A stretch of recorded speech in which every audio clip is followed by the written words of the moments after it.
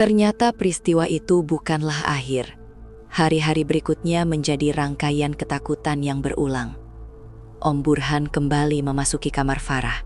Bukan sekali, melainkan berulang dalam selang waktu beberapa hari. Farah semakin tak berdaya. Penolakan dan ketakutannya seperti tak lagi didengar. Sentuhan itu menjadi sesuatu yang menorehkan kebingungan batin yang dalam. Hati Farah menjerit, menolak, terluka. Namun tubuhnya bereaksi di luar kendalinya. Hal itu membuatnya semakin merasa bersalah dan kotor. Meski ia tak melakukan kesalahan apapun, ia belum memahami bahwa respons tubuh tidak pernah berarti persetujuan. Tahun itu adalah tahun ketiga Farah menjalani perkuliahan D3-nya. Di tengah luka yang ia simpan rapat, ia menghitung hari. Ia menggenggam satu harapan kecil, kelulusan. Baginya, hari itu adalah pintu keluar. Satu-satunya cahaya yang ia percaya bisa membawanya pergi dari rumah yang tak lagi aman.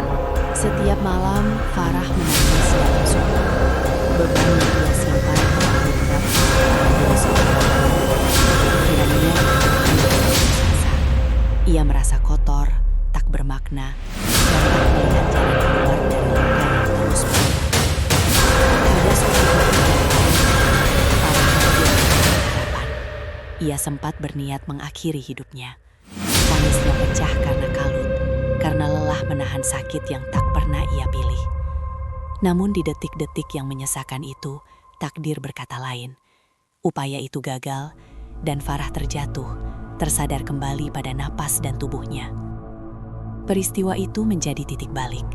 Dalam kepayahan, Farah merasa seolah ada tangan yang menahannya untuk tetap hidup. Pikirannya perlahan terbuka.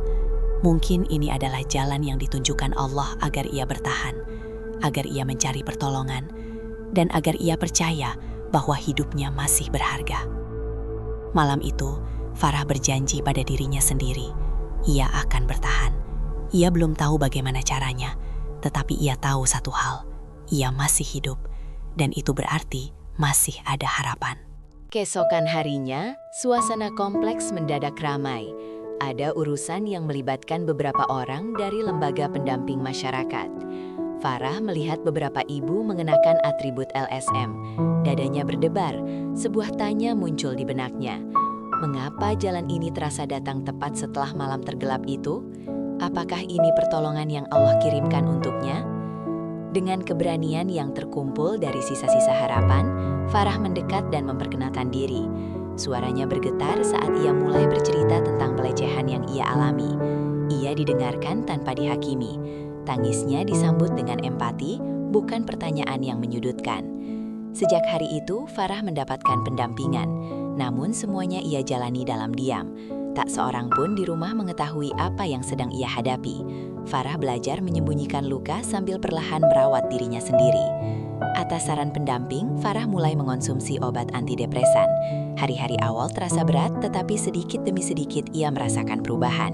Tidurnya mulai lebih teratur, napasnya lebih panjang, dan pikirannya tak lagi selalu gelap. Farah pun sering tidak bisa menahan hawa nafsunya ketika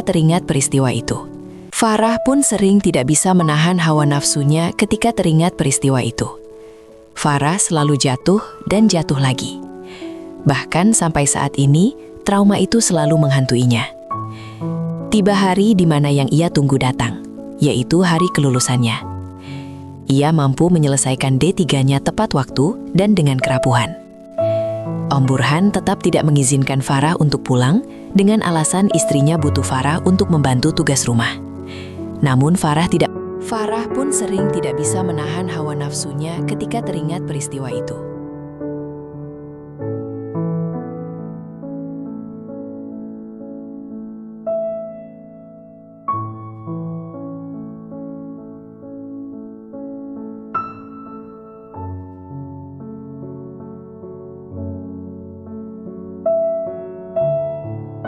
Farah merapikan hatinya hari demi hari.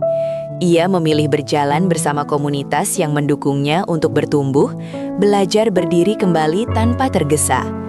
Ia menutupi keindahan tubuhnya dengan lebih tertutup, mengenakan cadar sebagai bentuk perlindungan dan ketenangan bagi dirinya sendiri.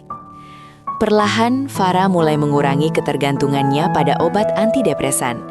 Meski begitu, sisi gelap sesekali muncul, membisikkan hal-hal yang melemahkan. Namun Farah tidak berhenti. Ia tetap melangkah meski dengan langkah kecil. Farah merapikan hatinya hari demi hari. Ia memilih berjalan bersama komunitas yang mendukungnya untuk bertumbuh, belajar berdiri kembali tanpa tergesa. Pesan dari cerita ini adalah, penyembuhan bukan tentang melupakan luka, tetapi tentang berani tetap berjalan meski luka itu masih ada. Farah mengajarkan bahwa setiap orang berhak melindungi dirinya sendiri, memilih jarak, dan bertumbuh dengan caranya masing-masing. Trauma tidak harus dihapus untuk bisa hidup dengan utuh.